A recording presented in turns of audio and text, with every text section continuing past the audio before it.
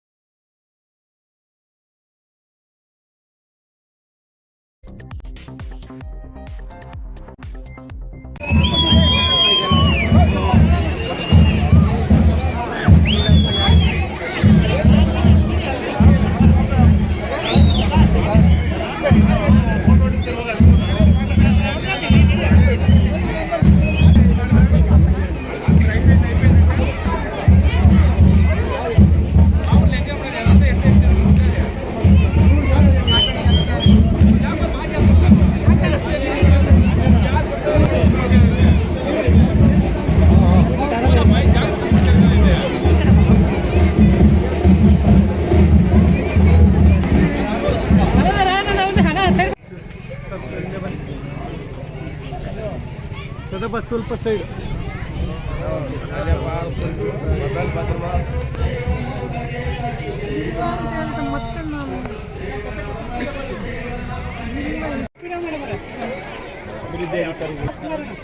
ಭಾರತ ಸಂವಿಧಾನ ಶಿಲ್ಪಿ ಡಾಕ್ಟರ್ ಬಾಬಾ ಸಾಹೇಬ್ ಅಂಬೇಡ್ಕರ್ಗೆ ಜೈ ಭೀಮ್,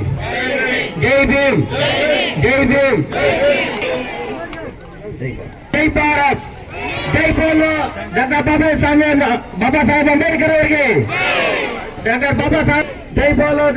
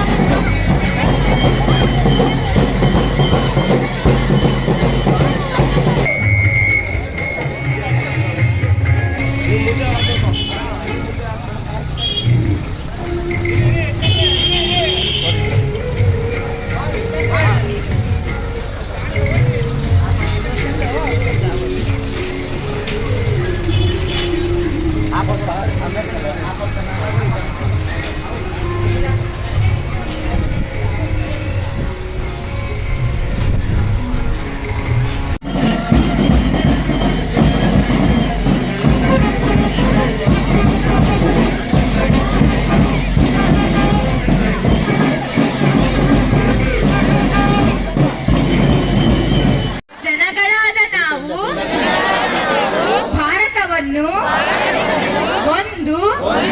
ಸಾರ್ವಭೌಮ ಸಮಾಜವಾದಿ ಸರ್ವಧರ್ಮ ಸಮಾತ್ಮಕ ಗಣರಾಜ್ಯವಾಗಿ ರಚಿಸಲು ಮತ್ತು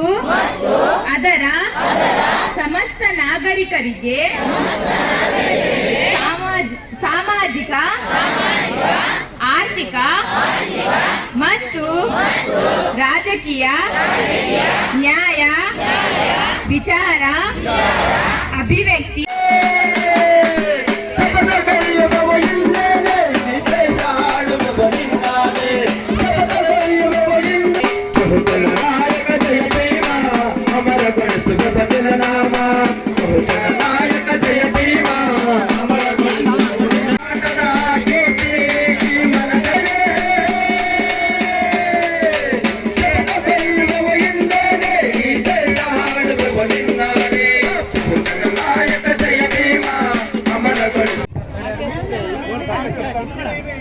ಮೀಸೆಟ್ಕೊಳ್ಳ ಮೀಸೆ